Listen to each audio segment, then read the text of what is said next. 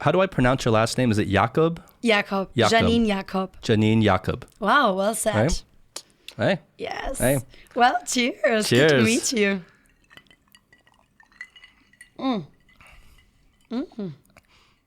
How do you think about it? Do you usually drink whiskey? I know you said you have a whiskey voice. But is that because you're actually drinking whiskey? No, but you know what? Since I've arrived in Shanghai, I actually was through a few dates Okay. that I had the opportunity to be introduced to whiskey. Like, I know that I like whiskey, but don't ask me which kind of whiskey. Okay. I can only tell you, like, there's a good Japanese whiskey, but that's all I can say. So I wouldn't know. But normally I don't really drink it, but this one's really good. Yeah, it is pretty good, right? Yeah, we're drinking the Bowmore 15-year today. As you can see, Janine, we've these are all the bottles on this wall that we've finished. With all of your guests? Throughout all the episodes. Okay, but I gotta tell you something now. If you want to do cheers with a German, you gotta do it the right way. Oh, okay. What's the right way? Are you ready to be taught? I am more than ready. Okay, very important is when we do cheers, we need eye contact. Eye contact, okay. Yes. Like, do not do cheers and then look away. Is That would be the that worst. considered rude? Well, not really rude, but we say if we don't weak. look into each other's eyes, you're gonna have, bad sex for 7 years.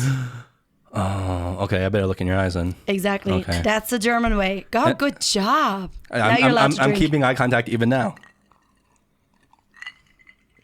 So how long do you have to maintain this eye contact for? As long as possible?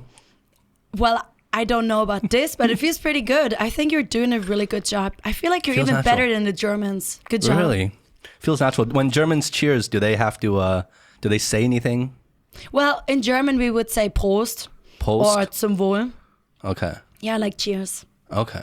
Yeah. But yeah, very important is I have to teach all of my foreign friends. I mean, that's my culture, right? So I got to teach everyone about this. Well, the eye contact is easy with you, okay? Oh, You're with easy you on too. the eyes. Yeah, but not with everyone. And the worst is they have eye contact, and then when the killing of the glasses happens, they look away.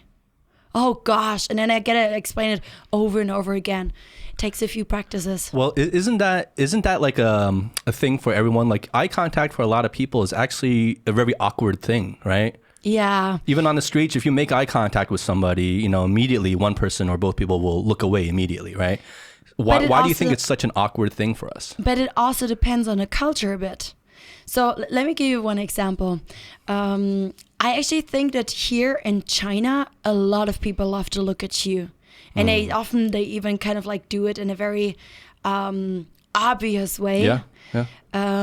If you go to probably Germany, it can also happen that people just look at you. But yeah, like it happens that when we look into each other's eyes, as you said, then people feel a bit shy. Well, the China example, people do like to look at you, but they like to look at you when they think you're not looking back at them. Because they that's like a to good point. observe you, right? They like to observe you because they're nosy or whatever it is, right? They just like to, it's like more of a cultural thing. They like to stare at you. Yeah. But once you stare back at them, and I've done this several times when I've caught people staring at me, I stare back at them, immediately they look away. Once they know they're caught, right? Yeah. So But it's still that maintaining eye contact, I feel, is very awkward for people. that's true. Yeah, they feel shy, or as you said, Chinese people then feel caught. But if you go to Finland, because I lived in Helsinki for 3 months, there is even more weird. Like literally, this is Finnish culture. Finnish people don't want to have something to do with strangers. So don't talk to a stranger in a bus. Don't even look at a stranger, even on the street. Like, I'm not even talking about eye contact, but like, don't even look at me. Just look straight forward. And as I said, even on the bus, we don't talk. So I used to work for HP for 7 years. And during this time, I also worked for HP in Finland. And the funny thing was, even when I came in the office, everyone knew I was the new person. Everyone saw me, even like our highest managers.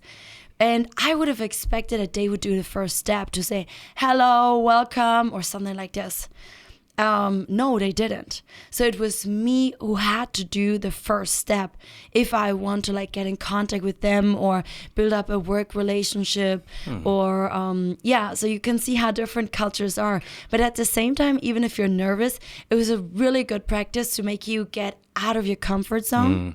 and to just take advantage. And once you took the first step, or you were drinking alcohol with them, yes, that's Finland. So is it Then more of a it's easier. cultural thing for them? It's kind of rude to look at strangers? No, it's not rude. As far as I know, it's just like, It's just, it is. they're just not used to talking to strangers. But once you did the first step, they have such a big heart.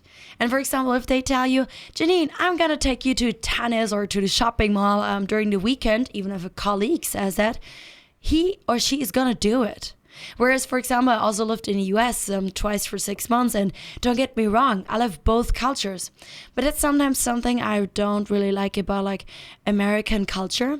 When they just tell something, they just say something, yeah, I'm going to take you to a shopping mall, let's go there and there and there. But they never actually do it. The words become meaningless. Exactly. Right? Their talk is cheap over there. Yeah, right? yeah. It's just like, words for me have a meaning. And if you tell me something, I take your word. Not only in business, but also in private life. Well, you kind of have to, right? Your profession, you're also, you're a public speaker, motivational speaker, happiness and career coach, right? Yes. So you have, your career is largely based on the words you say, right? And how other people are absorbing that information. That's correct, but it's not only about what I say out loud. More important is also for you what you tell yourself. Now coming to self-talk. I guess many of us, we often experience some negative self-talk. We're very critical on ourselves. We put a lot of pressure on our shoulders, right? We are sometimes our biggest enemy, the toughest person. It's not our parents or our friends who are that tough on us or our employer. Most of the times, it's us being tough on us even more than anyone else. So how do you actually talk to yourself? That is something that barely anyone really talks about. And this now goes back to a positive mindset, and also why some entrepreneurs achieve more than others. Or during coronavirus, when we were all like stuck at home. I don't have family, husband, kids, or anything here in China. So yes, I was stuck home alone by myself. So in these times where we all get crazy at one point, it's even more important how strong your mindset is and what kind of self-talk you have to yourself. If you just like say negative things to you, because, whether you say something positive or negative, like it doesn't make a difference. And there's even like some science behind it that says that if you use words like not or some negative words, your brain cannot really they kind of like overhear the word not. So this is why we should be so aware of how we not only talk to other people and in public, but also how do we talk to ourselves, especially if we want to encourage each other to do or to achieve something or to believe in ourselves. Well, so you're talking about like that inner voice, right? That inner critic. Yes. And so that's almost more important than what you're saying to others is what you're saying to yourself, right? Yes. So I've heard that before in terms of, positive reinforcement, self-reinforcement. Positive mindset is a very powerful tool, right? But do you feel that there is a place and use for that inner critic to tell you that, like, wait a minute, like just to reel you back in sometimes, maybe to try to ground you in a little more reality if you're kind of getting too far ahead of yourself? Do you believe that? Oh, for sure. We probably got it for a reason. But I think you should just check on yourself. Is it a balance? And which voice? I often love to use the term of an angel and a devil. We know this from the movies. And then you have this, like, you're in a situation, you have the devil and the angel talking to you on the right and left side of your head. And then they're having this fight and this conversation. And then you have to make a decision. So who do you listen to? And I personally think, overall, the voice inside me should be more, let's say, maybe the angel side. And what I mean with this is more like the positive talk than the devil saying, no, you can't, and just like being the critic. But, okay, that's in terms of like saying yes or no to certain things, right? Yeah, But the devil's sometimes a little more fun to listen to sometimes. Oh yeah, that is true. I mean, like, come on, we all need to have a life. We also need to have fun sometimes, and sometimes it's just fun to do something that maybe you're not supposed to do. And yeah, for sure, we need both. Well, that's why I think you're really interesting to talk to, Janine, because I feel like you have a very well-rounded grasp on kind of how to move forward, how to think about things in terms of self-motivation, happiness, confidence, right? But you also don't take yourself, it seems, you don't take yourself too seriously too. Like you understand that we're all humans and we're all going to have faults and we have our vices, and sometimes it's not that bad, sometimes you need to let loose and blow off some steam a little bit to keep that balance. Actually, it is funny that you say this. Yeah. So I sometimes have friends or people who don't know me too well. Mm-hmm. They're actually a little bit surprised once they see a little bit of a different side of me.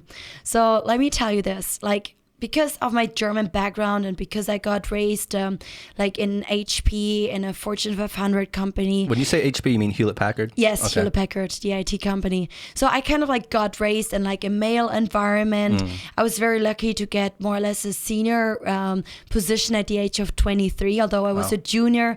All of my clients were men in the manufacturing field, Germans, conservative, traditional. So the way how I got raised was very like, especially in Germany, that we separate work and private life compared to China, where you kind of like mix it up. Yeah. And in order for me, like, because I'm German, like, quality is important. I want to show people that working with me means like I deliver quality and I'm always professional. So this is how I got raised within like the years at HP when I studied there and had my first jobs.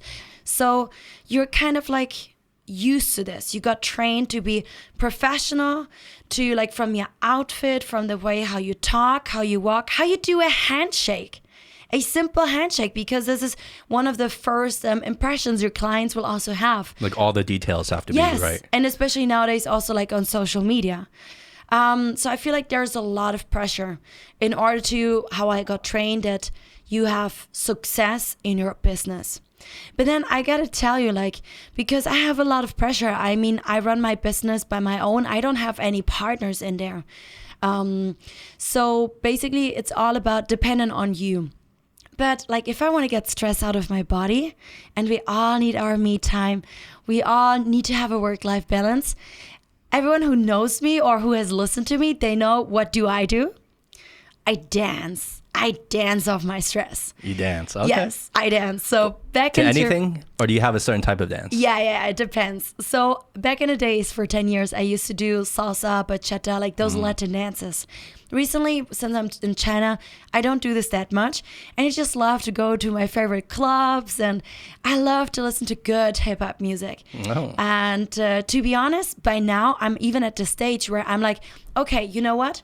If a friend doesn't have time to go dancing with me, sometimes a friend is busy or is tired or has other priorities or rather wants to go to a bar, well, it's because I need to get stress out of my body. It's about me being healthy. So I have to go dancing. For me, that's the best medicine. So by now, I even go to my favorite club by myself. Just to dance? Yeah. Literally, like, I don't mind. Like, people may think, oh, like, are you lonely? Are you so alone? Poor you. Do you want to drink with us or something? Like, even if people start approaching me, I like talking to a few people. I meet some really cool people on the dance floor. I'm not there to get drunk or anything. No, can I please just dance? Sometimes I don't even want that man hit on me. Can I just dance? But this is like, as I said, this is like how I stay healthy and stay well, especially mentally healthy, because that stress has to go out. Like, I'm not an aggressive person. I don't yell at people, even like if I feel aggressive or if I'm sad. Sure, we all have to cry at one point. But dancing, that's my Ventil. Is that an English word? German word is Ventil. No, Ventil? Like to get... to get the pressure out of like the cooking pot, for example. Okay, yeah, you're venting the stress, right? Exactly. So let me just dance. And getting back to what we started speaking about, I just love to wear a really nice dress. And I just want to feel like I'm a human person, and I just want to do what I like to do and just take care of myself.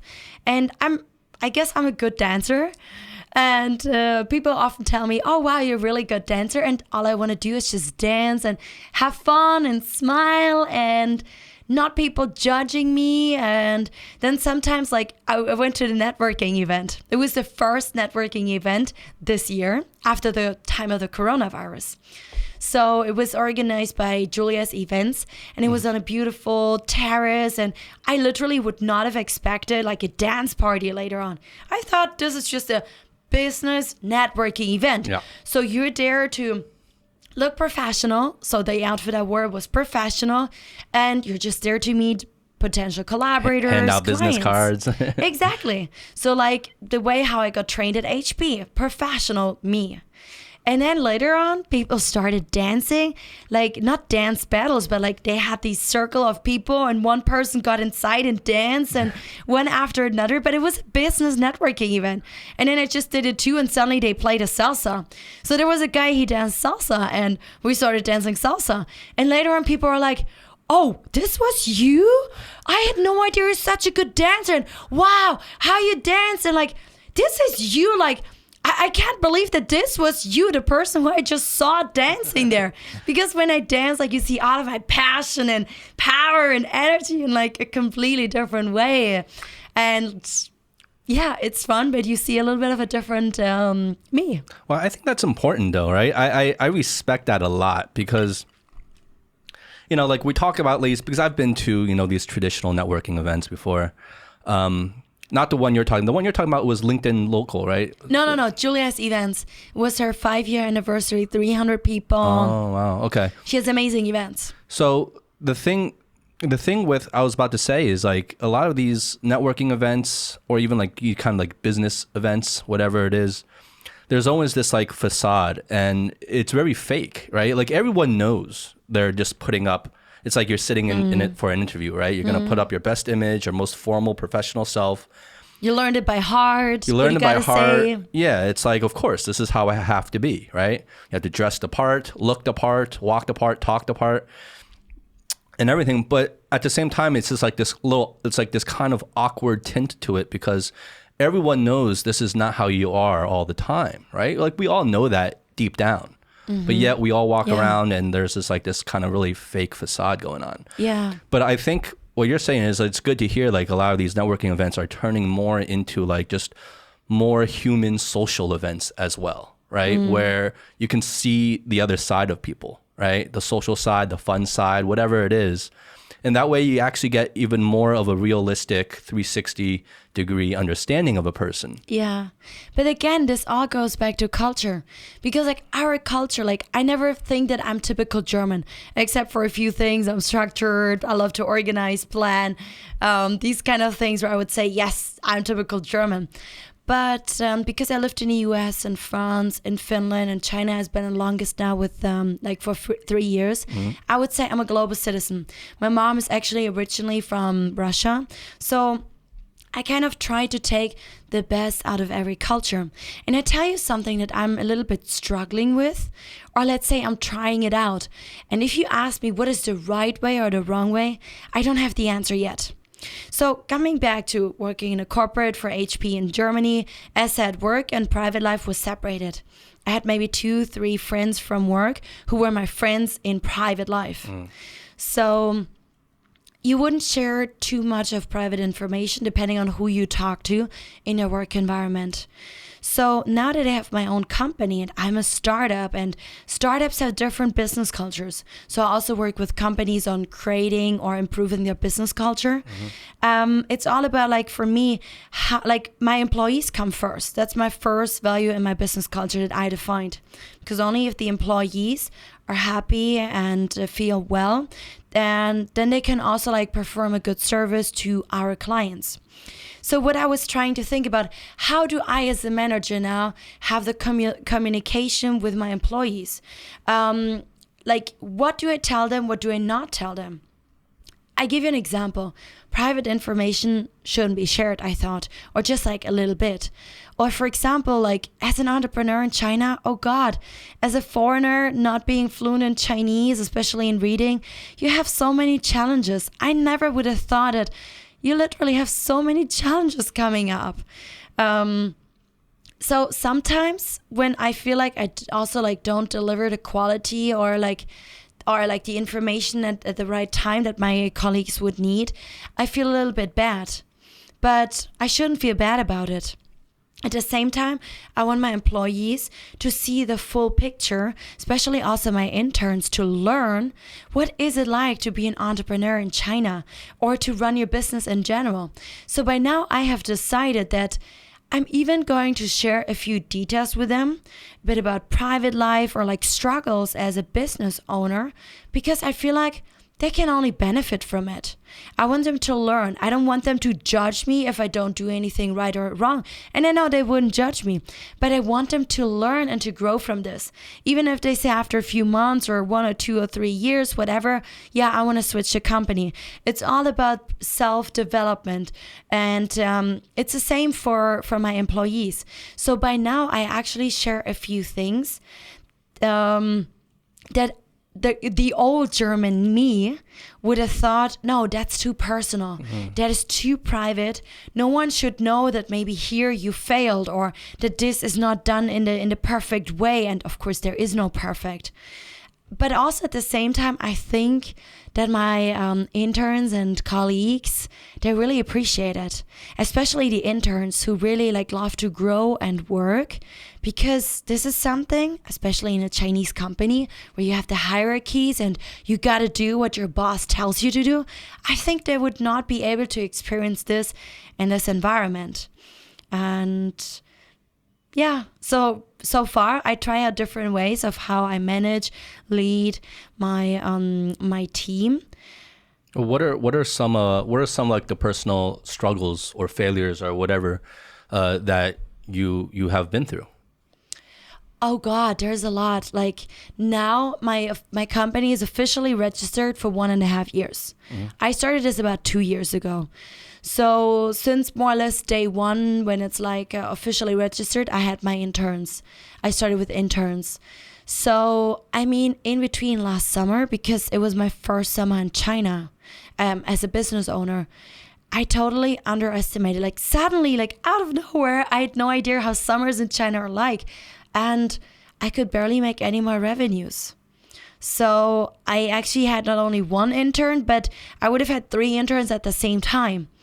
So one guy, he was the first person who I was supposed to hire for a lower salary. But like if this goes well, then after 3 months, he would have become not only an intern, but a real employee. Mm-hmm. Also with a higher salary. But at one point, because I didn't get any more revenues, I couldn't pay him.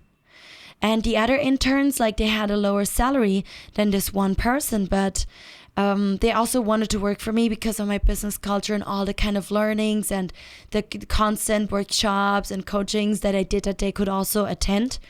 So what do you do if you don't make revenues anymore? What do you do if suddenly like you are getting burned out? What do you do if suddenly like you actually have to leave the country because of visa issues, because you got rejected twice, although you actually fulfill all the criteria, and there's issues with your visa and your agency, and suddenly you got to go to Hong Kong within like a few days. So how do you handle all of this if it's just you and you don't have too many savings on the side yet, and suddenly you ran out of savings? And at that point, I had just like invested in my first office building, or office for like 4 people. And then suddenly all of this happens. And I didn't think that this would happen. I thought, yeah, okay, business is starting to grow. Revenues are coming in. I need more support. I want to have these 2-3 interns. And suddenly, like, it's not only that this one intern, I couldn't pay him because I had committed to a bigger amount. It's also because you mentally, you're just not there, like everyone who knows me knows, oh yeah, Janine, she's full of energy. I can sleep 3 or 4 hours and can still like perform the same like level as if I slept 7 hours. That's just me. And also because I'm like passionate, I have a purpose, a vision, and I'm constantly motivated. But there is this point where you feel less motivation. And especially you have this lack of energy, as if someone really like sucked out your energy and you cannot even get back within normally like I could recover normally in a day or two in case I slept too little and I feel tired. But it took days and weeks, and you were not really good in setting goals. Almost like a depression. Right? Well, it was like the first signs of my burnout, you know? And then suddenly from, like, as I said, in a few days, I had to leave to Hong Kong, and this was when the demonstrations had started last year, and I was not even sure if I'm able to get my next visa, because there was a risk. If the agent fails, it means that you cannot apply for a new visa for 3 months. And like, you know, the worst is like, I didn't do anything bad. I follow the rules. I'm honest. I'm literally like, I'm ripping my ass for my business, for my clients. I'm really doing my best. And you cannot even foresee these kind of things at one point. Yeah. All these things that can happen. And you just try to do your best, continue. Yeah, and this is like also something that like your employees or your interns or collaborators, they see you in this. And of course I can try to like smile and pretend I'm a different person, but no, this takes too much energy again. And at the same time, I feel like because I'm also a human, I rather would love to be authentic. I'm sure I cannot show this to my clients, but at least to my interns, I think they can learn something out of it. They can also support me because we are a team. So at this time, last year, this is when I decided I also share a few like down phases with them. Yeah. We've touched on this topic several times in past episodes, but I just feel like the world would be a better place if more people were willing to share their shortcomings, share on their failures, things that don't make them look necessarily very good, right? And that's what I try to do on this show. I mean, in a lot of the earlier episodes, I get very personal about, you know, things I've failed at before, things I suck at, things I've done wrong, and just, you know, general kind of anxiety that I'm going through, or whether it's, you know, like my binge eating or, you know, a lot of these very personal things. But I just feel like if more people were willing to be like, hey, it's not a big deal. Like, we're all human. We're not all great 100% of the time. What we see in social media in terms of everyone's always showing like their best image, right? Exactly. And their best face, that's not real, right? And it creates this ultra standard that no one's really able to achieve. And that standard becomes like the norm, the status quo in society. And then all of a sudden everyone's trying to chase this standard. And all of a sudden we hate ourselves, or we get depressed, or we have anxiety because we can't achieve that standard. Yeah. And if more people would just be more honest with all the things that they're going through, I think the world would be a better place for it. I totally agree. And you know, the worst is there's a few topics that no one talks about. That's why I really like have a few workshops, and especially with not only foreigners, but especially with Chinese. I love to talk about specific topics. Number one, burnout. And especially like back at HP, I had a lot of colleagues. I spoke with them about burnout and so on. But no one actually talked about entrepreneurial burnout. And I can tell you, like, most of my friends, they had at least one or probably several burnouts by now. So yeah, burnout is like a taboo topic. Or as you just mentioned, depression, anxiety, or like going to a psychologist. I think like going to a psychologist changes a bit, especially in a big city like here in Shanghai. It's not really that you really like have to lose face immediately, but no one talks about it. Yeah. Or even like self-love. It's really funny, like when I do these self-love activities, I have this client in Nanjing, And she told me that her mom is very tough on her. And we digged a little bit deeper into this. And then, of course, like there's different generations of people. And basically, we found out that her mom is very low on self-esteem. And self-esteem doesn't only mean self-confidence, but also self-love. So the reason why her mom is also so tough on her daughter and has these super high expectations that are just so difficult to achieve, it's also because she's like lacking her own self-love. She doesn't take care of her own, or like shows her self-love. I mean, like, who would teach you at university how to love yourself? That sounds even so awkward. This actually sounds a little bit sexual, but yeah, I mean, who tells you that? First, my child, you have to love yourself. You have to accept yourself and see your own self-worth and don't compare yourself to other people. And then second, for example, in case you want to get married and have a nice husband or a wife, then you can expect other people also to love you. Who would tell you this? No one.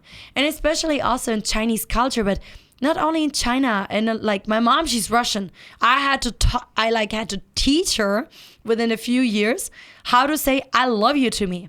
And she's doing very well for many years. Mom, I know you don't speak English, but I'm proud of you.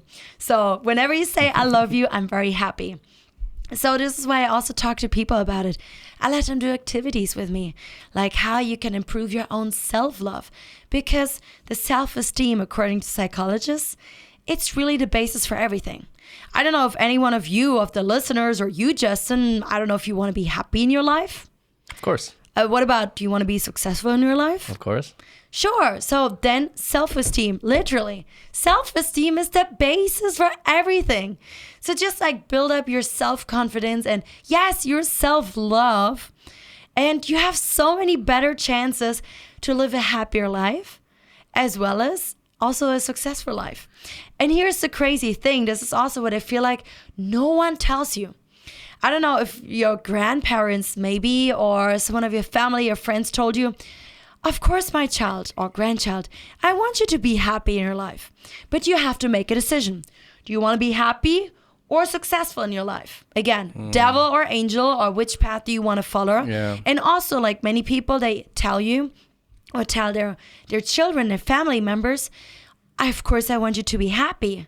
But first of all, you got to become successful. Meaning you got to study IT, you got to study finance, and then like have a senior management position at ICBC Bank, Alibaba, Tencent, wherever. And then at one point in many, many years, then you will be happy. But according to the science of happiness, here's the fun fact, it's actually the other way around. So if you're happy right here, right now, you have better chances even to become successful. But no one tells you this. No one speaks about it. And this is where I feel like that is like one part of my mission. I got to tell people about it. And most important is, that's why I do interactive workshops. People have to try out these activities on how they can boost their self-love, how they can build their self-confidence, or how they can actually like be happier. That's why I also created a 30-day happiness booster program. And every day it just takes you 5 minutes. Can you afford 5 minutes of your time? Because at the end, just to do a few little activities and learn a little bit of the theory and science of different like keys to happiness, for example. Because at the end, it helps you to be happier and also boost your degree of success. So that's really fascinating. I never really thought about it that way. But it's like the chicken or the egg, which came first, right? That eternal debate. And most people, I guess, traditionally thinking is that you have to suffer first. And if you suffer and work hard after a certain amount of time, then you can achieve success or happiness, right? Yeah. Success and then happiness, right? But what you're saying is that happiness, or the mindset of happiness, or at least having a positive mindset, is one of the biggest determining factors of whether or not you can succeed. And there's even science behind it. It's not me, Janine, just like coming up with this. What kind of science is behind it? Actually, so if I talk about the science of happiness, I talk about neuroscience, biology, psychology. And for example, did you know that some of the most popular university courses for business students are related to positive psychology and like the science of happiness? Wow, I didn't know that. For example, like at Yale or at the University of Berkeley. Yes, it's still like very or more popular in the US.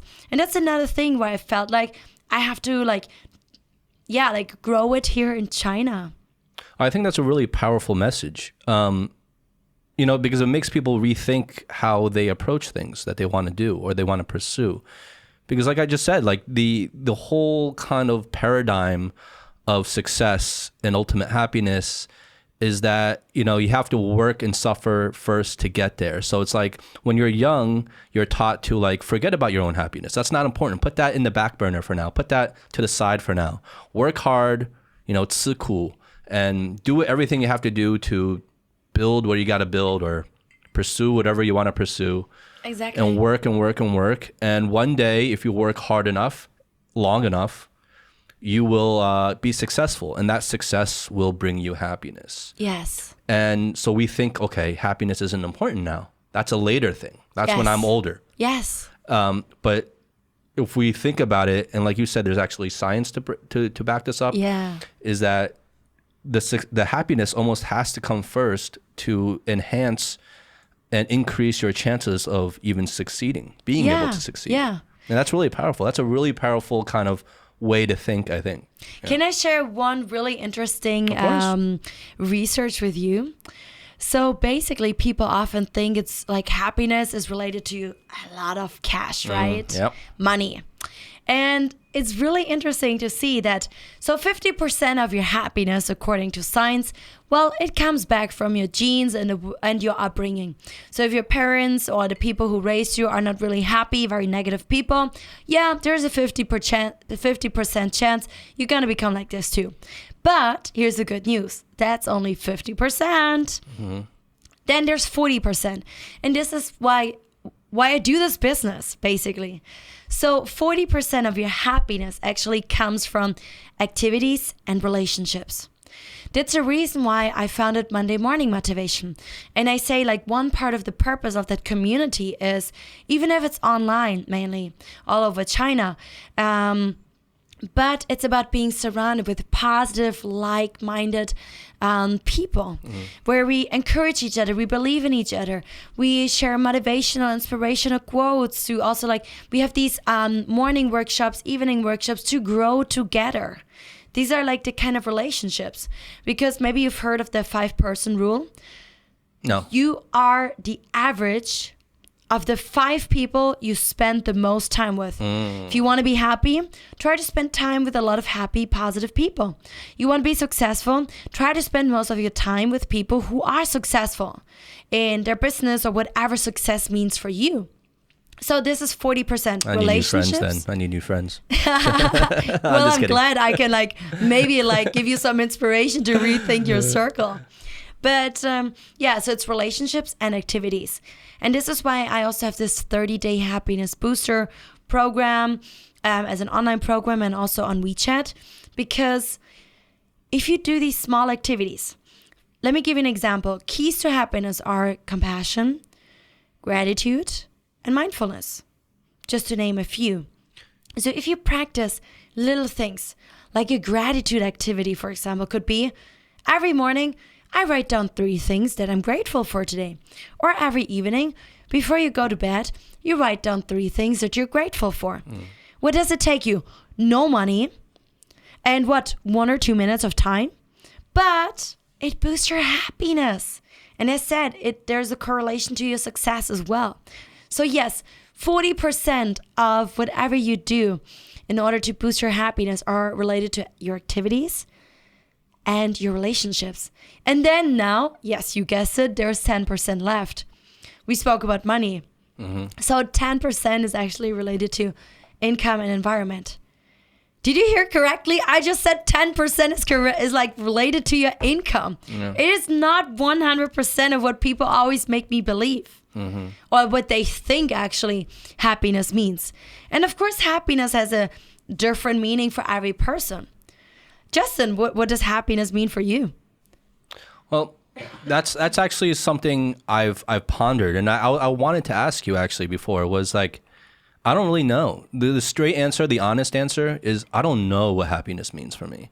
And that brings me to ask you, like, do you really feel, I almost feel like you can't define happiness, because once you stick a definition to happiness, you limit what it can be. And I just feel like happiness means, like you said, means something different for everybody. And there's so many different ways and variations of and combinations of things that can equate to happiness for somebody, right? It's not just there's only one way of happiness for me. There's probably several ways that I can achieve happiness, whatever happiness is, right? There's not just one road to it. There's many paths. So I just feel like, given that, if we believe that, I believe happiness is almost like a state of being, a feeling, but it's not something you can really completely define. You can't box it in like that. But I mean, that's just my own thinking. I don't know how you feel about it. Do you have a definition for happiness? You're correct. Like, there is not this one definition. Because even if we look into, even like different cultures may have different definitions. Like this, I often ask my clients, and I also teach at universities. So I often ask them, like students or adults, what is your definition of happiness? And every single person has a different definition. And hey, that's okay. So one Moroccan lady, she said, well, maybe the Moroccan definition of happiness would be a family gathering with a lot of good food. I guess this could maybe apply for China as well. But if I ask one Chinese person, another Chinese person, I get a different reply. So you will see that even if you have a different cultural background, happiness can mean something completely different for you. Yeah. For me, for example, one part of happiness is spending quality time with some really good people. Or, you know what? I mean, come on. Sometimes chocolate just makes me happy as well, especially when I'm stressed. So, yeah, there's a few things that I would name what makes me happy. But here's the important thing. Happiness is a choice. I had a person, he joined my 30-day happiness booster program on WeChat. And then after, I think, 10 days, he said, Janine, you know what? I've realized, and this is a good realization. I mean, that's a first step. Self-awareness is always the first step. And he said, Janine, I've realized I'm actually not ready to be happy yet. So, yeah, happiness is a choice. And if you rather want to stick to your role of being the victim, of complaining all the time, of I don't know what it is. Like, it's a choice. It's not like a goal you can achieve like in 20 years or so. Because you were talking about this. You can achieve that. It's about the here and now. For example, a mindfulness activity would be like, you are looking at me right now. Guys, let me tell you this. Like, he's not like looking away. He's like staring at me, but in a nice way. And he's like continuing this eye contact. But yeah, like talking about mindfulness. It basically means being in the here and now. And Justin actually does something really nice because at least he's pretending to be in the here and now. His full focus is just on me right now. How he looks at me. You think I'm pretending right now? I don't know, probably not, but I'm just like saying, you know. Okay. So mindfulness really means being in the here and now, being focused on that specific moment. We're not taxing, we're not watching TV in parallel. Like, we're focused on this conversation. We're appreciating even this conversation. And we're not like thinking about the future or like being about past happenings. No, we are in the present moment. And this is already like an activity of how you can like consciously, mindfully practice mindfulness of what can also boost your happiness. And as I said, it's a choice. And right here, right now, we chose to be happy. We chose to be mindful in this conversation. And happiness is not a goal that you can achieve. I can dig that. I mean, I think I believe that as well, Because if you look at fear, the same thing can be said of fear. Fear is a choice, right? I mean, this is a really stupid example, but there's this movie that like Will Smith did with his son, where they like go to a different planet and they have to like kill this alien. Oh. But like the kind of the premise of that movie is like fear is a choice. Like danger is real. Like there are real dangers out there, right? But to be afraid of them is a choice. Yeah. Right? Doesn't mean you don't be careful of the dangers, but to be afraid of something that may or may not happen in the future is completely a choice on you, right? Because if you're here right now, let's say what you're talking about, like in the present, in the moment, that fear is not really that future danger, or whatever you're afraid of may be happening in the future doesn't exist in the present moment. Right. So like to be afraid of it now is completely a choice on you. And I guess that same kind of logic maybe probably applies to happiness, I guess. Yeah. A really interesting example just pops up in my mind. So sometimes I have coaching clients, or that's something I also experience on myself, where people are afraid of failure. Have you been afraid of failure before? Yeah, of course. I guess most of us, right? Yeah. But psychologists actually say it is not the fear of you failing. They say it is the fear of you becoming successful. So what happens if The Honest Drink, your podcast, becomes super successful all around the world? What is if, whatever it is, like that, how you will become successful? And I think this is a very interesting way of looking at it. And at least for me personally, it sometimes helps me to also get this fear out of my mind. Because, I mean, I bring in a lot of potential. I try to do my best to believe in myself. And, I mean, come on, I'm Janine Jakob. Like, there's a pretty big chance that a lot of things that I start, that they in some way they become successful. And if I fail the first time, I mean, Nelson Mandela also said it in a really nice way. There is like, I can't remember now how he said it correctly, but at the end, like, you always like win. It's something that he said. And I personally think that even if I fail in the first time, I learn something out of it, or I try to learn something out of it. And then at the end, if I learn something, isn't this a win situation too? Yeah, it's progress, right? Yeah, progress, and I can try it again in a different way or do something completely different. So at the end, whatever you try, just take your courage, get out of your comfort zone, jump into cold water. This is how I grew in the best way. And hey, just try it out and do it. And it's a win situation. Have you heard of the do something principle?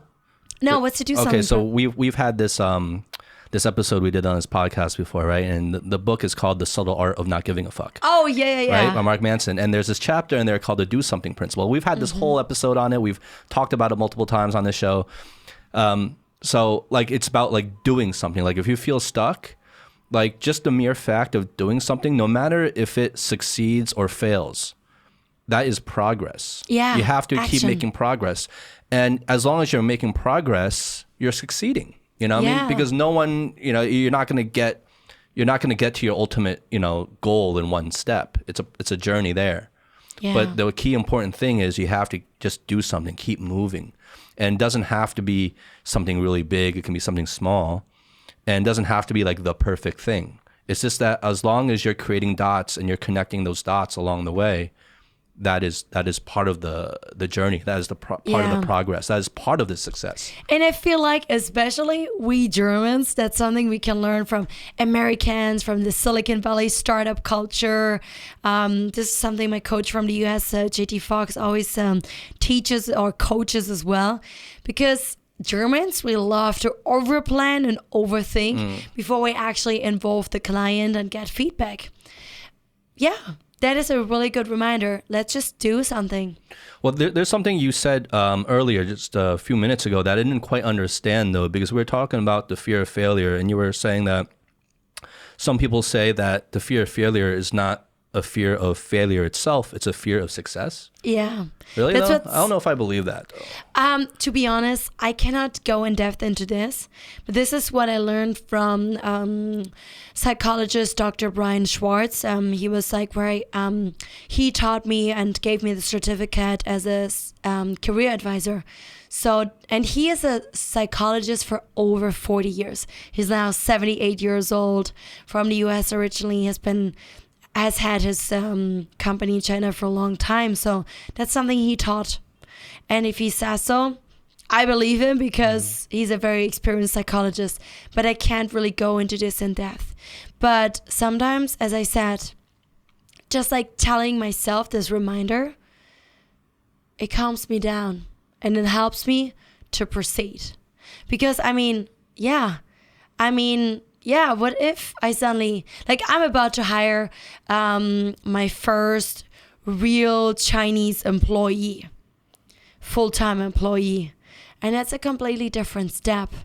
So, I wouldn't do it if I think I'm not going to be successful with it. But most of the times, our mind just focuses on the negative parts. What if you don't make revenues? Mm-hmm. What if he's not good enough and not performing? What if blah, blah, blah, blah, blah, blah? Again, our critical voice is like you think painting. Of every possible thing that can go wrong. Yes, exactly. Instead of us just focusing on what is actually the best case scenario. I wouldn't hire that specific person that I have in mind now if I think I would fail. I think he's going to help me a lot on my next steps to success, to growth. So going back to what you do as a happiness and career coach, because it seems like everything we've been talking about so far, I'm sort of getting a picture of your general mindset and how you think about things and how you approach things. But was this always the case? Were you always like this? Or did you have to mature into this kind of mindset? Is this something you had to learn and had to achieve? How did you get started on this path in the first place? I guess I'm very lucky to say that I mainly grew up with my mom and me. So I think I can say, and I still have a very good relationship with my dad and the rest of the family. A lot comes from my upbringing. I always had to fight hard because my mom, she is, as I said, Russian, came to Germany. So we're not really we come from a lower class, but we had to work a little bit harder to achieve things. But it's the way how she taught me that a lot of things are just possible, no matter what your background is, what your circumstances are, positive thinking. And to be honest, we even believe in a law of attraction. These kind of things, I feel like the books I read, the kind of way how she taught me how my upbringing is from my family, even if they're not the richest people in the world, it helped me to have a good foundation. So you were brought up with a very positive mindset. Definitely. Okay. But then it's also because I continued reading on this, and also because I overcame very tough situations where this kind of positive thinking and a self-belief really helped me to achieve these kind of things. I give you one example. It was my wish already when I was 12 years old. I wanted to do this exchange year. So for half a year or a year, you would attend a high school anywhere else in the world. I was thinking of either the USA or Spain. Mm-hmm. So, but I knew that we couldn't afford it. This is a few thousands of euros that you just pay for the agency to get you a host family and settle you down and so on. And suddenly, out of nowhere, I still deep inside me had this big wish. Out of nowhere, I always describe it there was a star falling down and a new path opened. Sometimes, between where you stand and you know your goal or you have your dream, you don't know the path yet. You don't know the how yet. Yep. But if you and this is why I believe if I continue working towards it and if I think positive, it can happen. It can work out. And suddenly a private person gave me a scholarship. And I was literally 16 years old. my stepdad had died 1.5 years before that. So my mom was alone with our cat. And literally at the end, because I got the scholarship, at the end my mom said, okay, you can go. I don't want to hold you. You can go. And through the waiting list, it was like nearly like too late to even like still do it in that specific year. And I got the scholarship, and then through the waiting list, through being like person number 3, I literally moved to the US for 6 months to live with a local family, attend a local high school, and I did not even go to like a village. No, guys, I was 16 and I lived in freaking Las Vegas. Yeah, in Las Vegas. So and this I was on 16. that exchange program? Yes, but I never would have thought it's going to become true. But this was one of these things. Yeah, it matured me, as you said, to believe even more that positive mindset and good work can bring you to really like achieve these things. And also like the law of attraction, because I had always pictured that. I had pictured to be a cheerleader. I had pictured to live in the US and all these kind of things. And God, this sounded so crazy. A person like me with not a rich background and not having the right connections suddenly like gets a scholarship and lives in the US for 6 months, although I was only 16 years old. And this is since then where I really believe all these kind of things and practice these beliefs that I have, and having a positive mindset even more. Because I really believe otherwise I would not have come that far of where I am standing now. So like if you had not actually gotten that scholarship, if that had never happened, if that you might not be where you are now, right? Is that what you're saying? No, like that kind of had a really pivotal role in shaping your mindset? It definitely had a pivotal role to probably strengthen that all these most impossible things, or things that seem impossible, can actually become reality. And that's why my company is also called Full Potential Partners. So we find different ways with my clients. First of all, I unlock your potential. That's my slogan. Because a lot of your potential is hidden inside you. But then at the second way is, as I said, impossible things can become possible and realistic. And this is something where at least like this one situation really like gave me this like reality belief that yes, I'm right in what I believe in. And also if for example we look at the law of attraction, we can look at a lot of successful people, actors, business people. You mentioned Will Smith earlier. Will Smith or like Jim Carrey, the comedian, they're very big examples. Or Oprah Winfrey. I don't know if you know their stories, but they're practitioners of the law of attraction, and they have achieved so much also because of like believing in these things, practicing these kind of things. Well, there was a very popular book several years ago, right? The Secret? Is that what it's called? So is that what it is? Is that what it's... It was basically a book about the law of attraction. It's one of the many books. I guess it's one of the most popular books.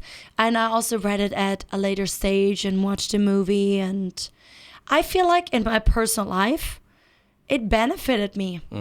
I'm not saying that this is right or wrong. I don't want you to... I'm not forcing you like my belief that it is like this. But for me, it worked out. So... why shouldn't I continue it? Or sometimes I just tell people about it. And at the end, it's about you. Do you want to try it out? Do you want to read the book? Do you want to watch the movie? Or not? It's up to you. But at least I can give you the inspiration. I can like tell you what has worked for me. And at the end, it's up to you. You like talking about like trying different things. You seem like a person who's very willing to go out of their comfort zone. Oh, for sure. Right? I mean, I think you prove that over and over again just with like, you know, your experience and moving out here and a lot of things you do, and you kind of just go after everything, right? So how important is that in terms of, would you say, for people to really try to push out of their comfort zone? And as hard as it is for some people, what advice would you give for people to help them do that? Okay, let me start with the advice. Oh gosh, did you listen to my voice? I feel like I'm getting an even more whiskey voice. Are you? I think your voice is great. Okay. Yeah, it's pretty funny. So I guess it's a good thing that actually I have a cold now, because now I have more this whiskey voice. Yeah. I get a lot of compliments by people normally. Very seductive. Oh, wow.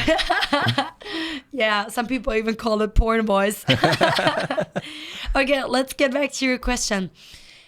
There's one thing that my coach JT Fox from the US always says. And this is something I really believe in. And if I feel nervous, I know I'm an extroverted person, but come on, guys. I'm just a human. Sometimes I also don't feel self-confident. I feel nervous too. And then I tell myself, as my coach JT Fox says, there's one person, one deal, and one opportunity that can change your business or life completely.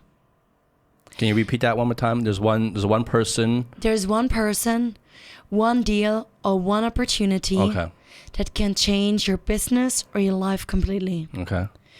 For example, let's say you're at a networking event. I often teach workshops about how to successfully socialize and network. And God, even I'm sometimes like nervous, as I said.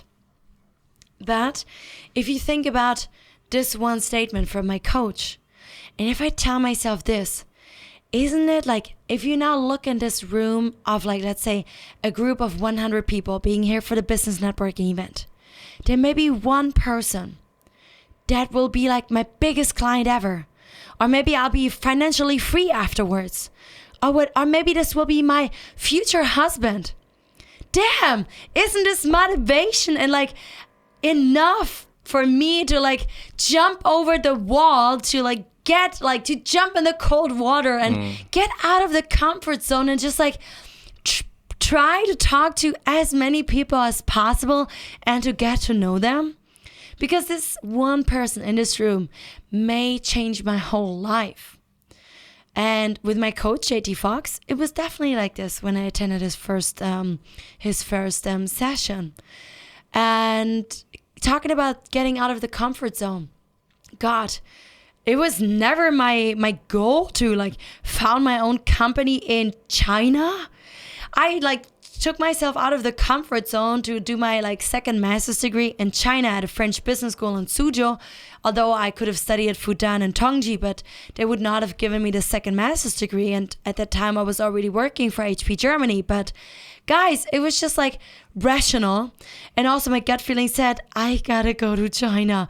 I was so afraid of going to China. I mean, like Chinese and German culture is just so different. Yeah. Or even Chinese culture compared to Finnish, American, French culture. European culture in general. Yeah. Exactly. But it was just the right thing to do, no matter of how nervous I was. And let me tell you this. The first night when I slept in this hotel in Shanghai next to the airport before going to Suzhou, my grandma, my beloved grandma, died in Germany. A week, like when I arrived in Suzhou, I had not only a Chinese culture shock, no, it got even worse. I even had a French culture shock because I thought it's an international business school, but bam, suddenly I was surrounded by not thousands, I'm exaggerating, but by so many French people. They all knew each other, but I didn't know anyone. So all these kind of things got me out of the comfort zone, but they made me grow. And yes, I was crying a lot in the first days and weeks in China. It was tough until you get adjusted to the new life. You build up your new life, new friends. You get adjusted to the new environment. But it was so worth it. I mean, step by step, I found my purpose in life within these 8 months. I even decided, well, if I want to like get to know the Chinese culture even better, well, I guess I should probably move in with a Chinese family, because in France and in the US, I lived with local families and it was a game changer. Well, I don't know. How so? How was it a game changer? Like, I would not have experienced Chinese culture or like the local culture in an authentic way if I had just been a student living in a student dormitory, being surrounded by mainly foreigners, just having foreign friends, studying at a business school in China that has mainly foreigners in my major. So yeah, I experienced things that the other life would not have brought up to me. Was it easy? Did we have misunderstandings? Of course it was not easy. And yes, we had misunderstandings. But again, it was worth it. It made me grow. It made me become the person of who I am. All of these kind of things. And most important is, I really believe, and I tell people, rather push me out of my comfort zone, throw me in the cold water, because this is how I grow. If I look back at all of these happenings back in my life and different parts of my life, yeah. I mean, if I stayed in Germany, if I also didn't break up with my boyfriend at that time, or if I had studied in France only, I would live a completely different life. And I think I would, no matter how hard and challenging my current life is as an entrepreneur and a foreigner in China sometimes, even if Shanghai is not the real China, but I'm happy. I can be my authentic me compared to former times in like the conservative Stuttgart area back in Germany. And I can just be me and I'm happy. Yeah, I guess if you think about like comfort zones and you approach moving, like, you know, every opportunity that's like, that might be breaking out of your comfort zone as a potential life-changing event or opportunity, then like, if you knew, like, let's say you were going to do something that you weren't comfortable doing, that wasn't part of your comfort zone, but you knew that by doing that, it could change your life for the better, right? Permanently. Like you would claw and scratch, like you say, you would do anything to jump at that opportunity, right? But I think most people just don't believe that. Most people just feel like, oh, like, you know, it's probably not going to amount to anything, and I'm going to have to be really uncomfortable, and, you know, and they get into their own heads about like, oh, is it worth it? Is it not worth it? And ultimately, they just end up staying in their bubble, staying in their comfort zone, just because it's they're just more comfortable there, and they think it's safer, and they just think, you know, probably it's not worth taking the chance, right? Let me talk about a different topic now that you inspired me just. So we spoke a lot about business, but I sometimes even like have to remind myself in private life, just do it or just go for it. So let's talk about dating. Well, you know, I'm not married. I stayed in China to start my second life phase because I found my purpose in life and I built up this business. It's not because of a man. I wish it would have been of a man. But so even sometimes when I go out, I meet men, or sometimes if I like someone a lot, I basically tell myself, okay, look, I know the traditional way actually tells us the man has to do the first step. And the man, you have all these, like, your huge list of expectations to a man. Yeah. And I told you I'm a salsa dancer. So I danced salsa in France, in Finland when I lived there, in the US, in China. It even helped me to build up new friends and relationships. So sometimes I go dancing because I want to have fun. And for salsa dancing, I don't always want to wait till a man makes the first step. And in salsa dancing, it's nice because you do it because you all have the same hobby and you enjoy dancing. So you don't, like, if I do the first step and I ask a man, hey, would you like to dance with me, or let's dance? And sometimes I'm nervous too, and it took me some time to have the courage to ask more and more men and to do the first step instead of just waiting for a man to do it, because I go to this party because I want to dance. I want to get back into this work-life balance. I want to do something good for me. So I don't want to be dependent on the man asking me, or if there's a lot of other women, or if I'm new to this party and the guys haven't seen me yet and they're too shy to ask me, or because of cultural differences. Should I wait for the man forever that at the end only one or two men dance with me instead of me having 10 dances or dancing with 10 different men, which is normal in salsa dancing? No, I literally decided no. I like encourage myself and to sometimes create your own opportunities, right? Yes. And I sometimes tell myself, what do you want, Janine? So I know exactly what I want. Do I want to wait for it? Like, I'm not a patient person. But, you know, sometimes you would never get it. if you don't take initiative. I even tell my students at university who I teach, sure, you can get an internship by applying for the normal open positions. But I'd rather want you to create the opportunity to go out to networking events, meet these people, get in contact with them, and through a different path, through vitamin B maybe, get your next job or your internship. It's the same with meeting men. Where if I really would like to go on a date or have dinner or drink or dance with a person or just tell this person of something that, like a compliment, for example, or by telling the person something I have on my mind, I rather tell it out loud, even if it takes me courage. And you know, for dating, I sometimes feel like, I know sometimes we don't want to talk about specific topics at an early stage, or you feel like you gotta wait for months. But I'd rather know where I stand from an early stage instead of wasting my time. Yeah. Or if I have a different goal, or if this person, like if I want to have a serious relationship but the person just wants to have fun, shouldn't we like at an early stage explore it? I'm not talking about date 1 or 2, don't get me wrong, but I rather like encourage myself. I tell myself, Janine, what do you want? And I take my courage and I try most of the times to follow it, because I don't want to waste my time. You don't want to waste my time if you date me. Yeah. So I rather like break up at an early stage, because our purposes and our goals go in different directions, than wasting each other's time. Yeah, just to lay everything out on the table, right? Yeah. Just so we know, like you said, we're not wasting each other's time.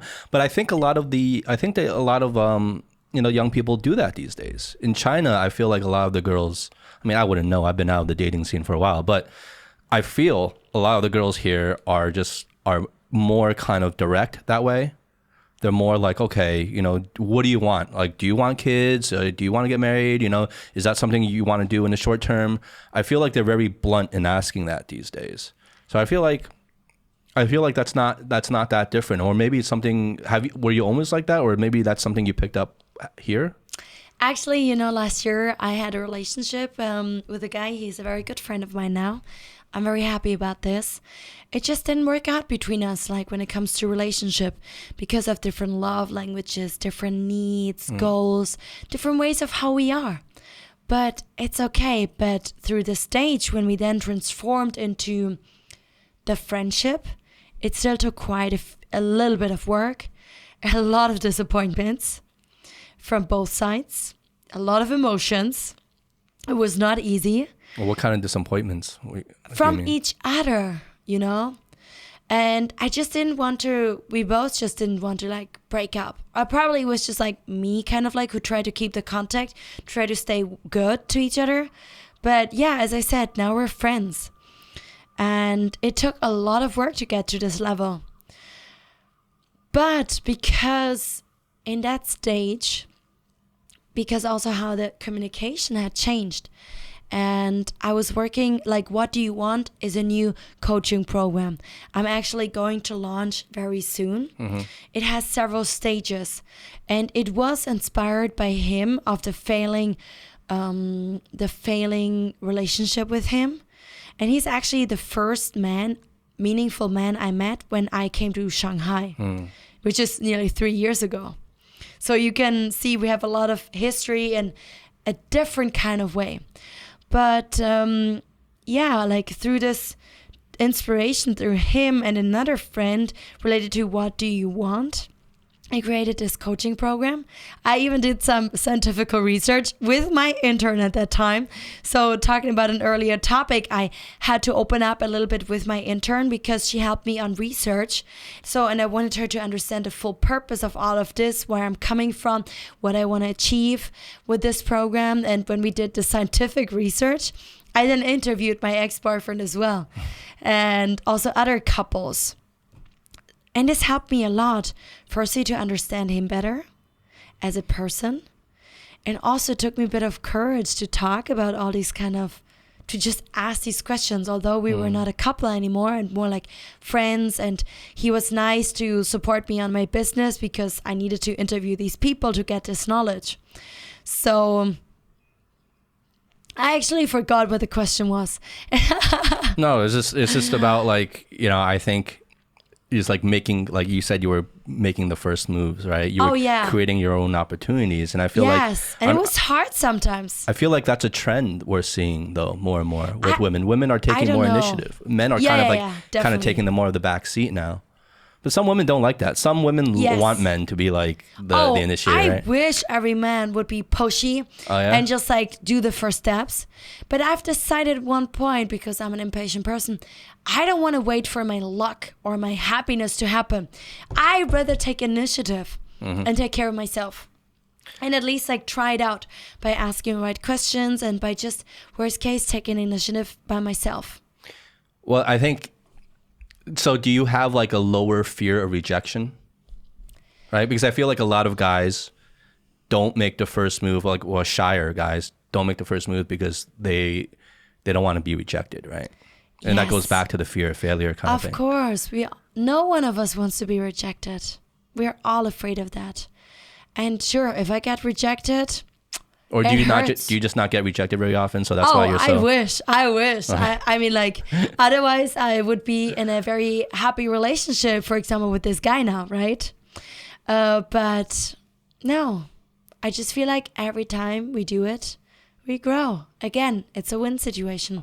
You also get to know yourself better of what it is that you actually want in your life. Well, that's what I was going to say. Like, there's a level of self-awareness I feel you have that you act on and that you know how to use or how to use it to motivate yourself or make yourself do things, right?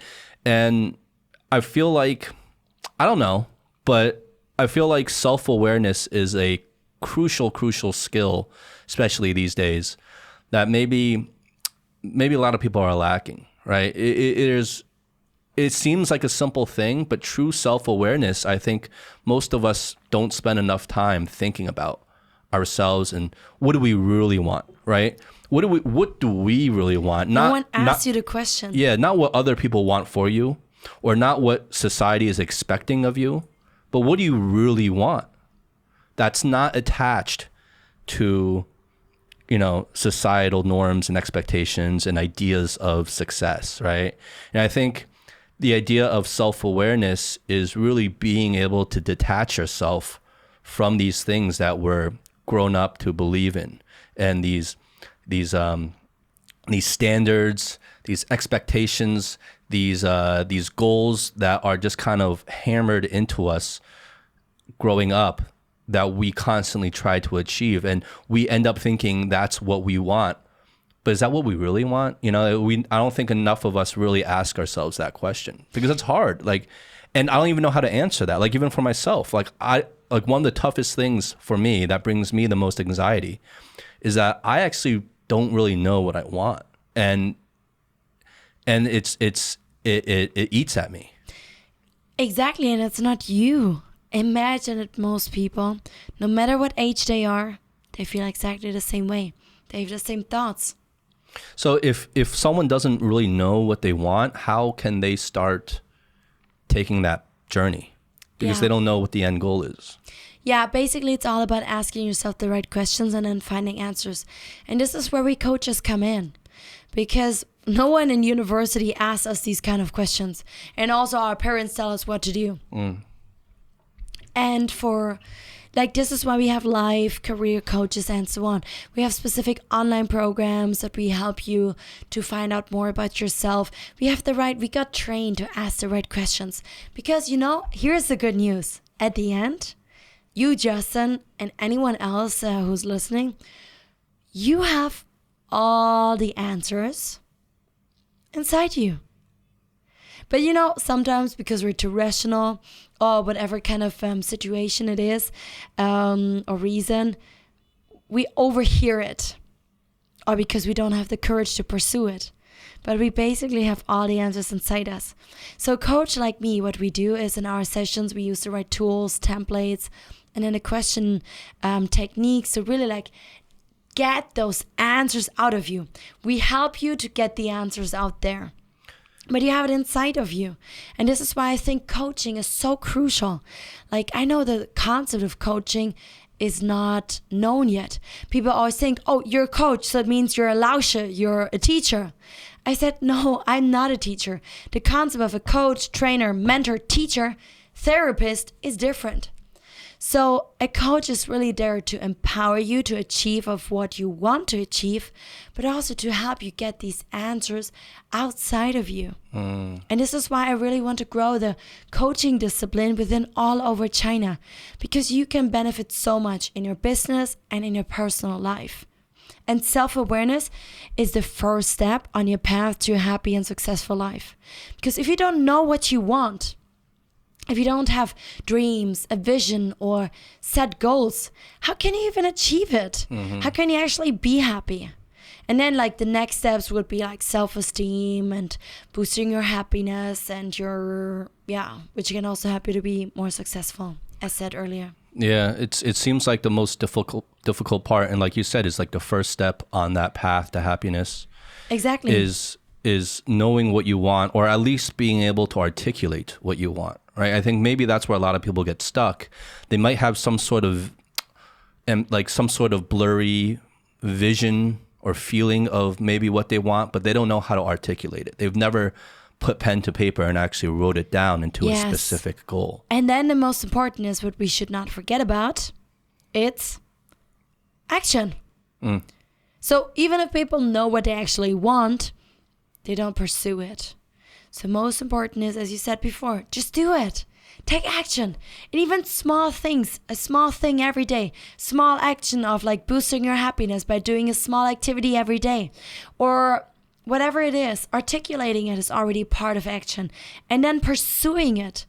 Small things every day can make a huge difference in your life. Do you think it's completely necessary and crucial for someone to know exactly what they want before taking action? Or if they're having a hard time articulating what they want or even thinking about what they want, would you advise them to just start taking action anyway? Just do something? Well, let me share one example. I kind of had this idea, although I had already worked for HP and I started my master's degree, I had this idea, maybe one day I might want to build up my own company. But I didn't know in what kind of area. So because I didn't know what I wanted or what kind of company, I just tried it out. And it's like that funnel. You start big, you try out different things, and then you get smaller, till you find the right thing, which this is where I am right now. So this was actually, if I go back, this is about a 2-year cycle. So if you don't know what you want, try out different things, because these things will teach you, oh, that's something I like. Oh, that's something I don't like. And even like, for example, for internships for students, when they get work experience and they do internships, they may not like the big company type or the small type of company, or that company culture, or that specific task or department. But even if they don't like it, it teaches them something of what they don't like. And they're one step closer to understand and have this awareness of what is it that they actually like. Yeah. I mean, I think it's that process of elimination, even at the very least, right? By just doing something, you can start eliminating things. Yes. Just doing things. And I guess just do it. I mean, I don't know how else better to say it, right? Anyway, thank you, Janine. This was a very interesting conversation. Thank you for being here. Thank you so much for inviting me. I'm super excited, not only because the whiskey is super amazing, and I'm afraid I feel a little bit tipsy by now. A little bit, yeah. And I still have to give a 2-hour workshop. Psst, don't tell the people, please. No problem. Your secret, stay with me. Thank you so much for inviting me, Justin. Thank you. Let's do this again sometime. Yes. Cheers. Cheers. And guys, most important is, as we said today, take action and don't be afraid. All the best for you. Beautiful. Thanks, Janine. I'm Justin. That's it, guys. That's it for today. We'll see you guys next time. Love you. Take care. Bye. Bye.